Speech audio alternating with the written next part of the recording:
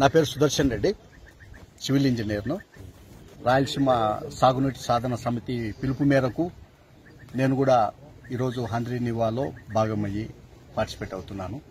హంద్రీనివాలో భాగమైన పందికోన రిజర్వాయర్ కింద ఆయకట్టును పరిశీలించడానికి కోసం ఈరోజు మేము వచ్చాము. ఈ పందికోన రిజర్వాయర్ కింద right branch canal, left branch canal అనేసి 2 కెనాల్స్ ఉన్నాయి. రైట్ బ్రాంచ్ కెనాల్స్ 37 కిలోమీటర్లు ఉంది. దగ్గరగా 50,000 ఎకరాలు ఆయకట్టు ఉంది. లెఫ్ట్ బ్రాంచ్ కెనాల్ 10 కిలోమీటర్లు ఉంది. దానికి దగ్గరగా 10,000 ఎకరాలు ఆయకట్టు ఉన్నది.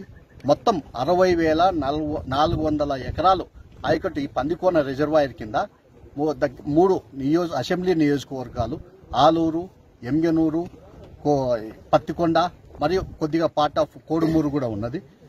ఈ రోజుకి కూడాను 2005లో ఈ హంద్రీనివా ప్రాజెక్టును స్టార్ట్ చేశారు.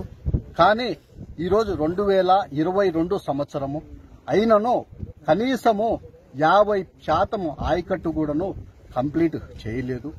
ఈ రోజుకి కూడాను ఇంజనీర్లు ఇచ్చిన డేటా ప్రకారము లోకలైజేషన్ 10,000 ఎకరాలు కూడా లేదు అనేసి అఫిషియల్ గా మనకు చెప్తున్నారు. 60,000 ఎకరాలు ఆయకట్టు గాను 10,000 ఎకరాల ఆయకట్టు కూడా లేదు.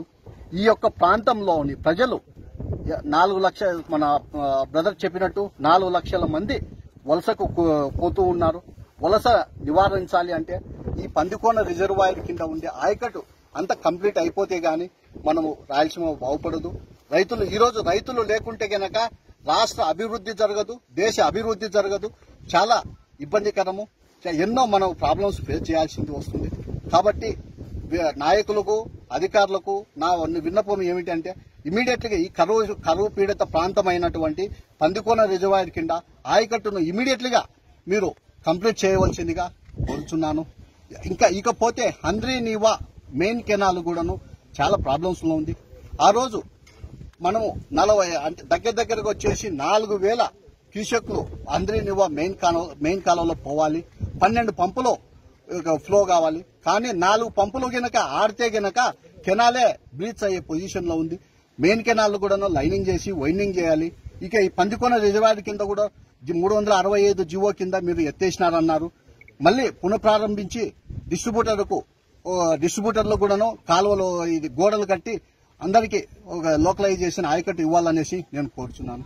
ఈ అవకాశం ఇచ్చినందుకు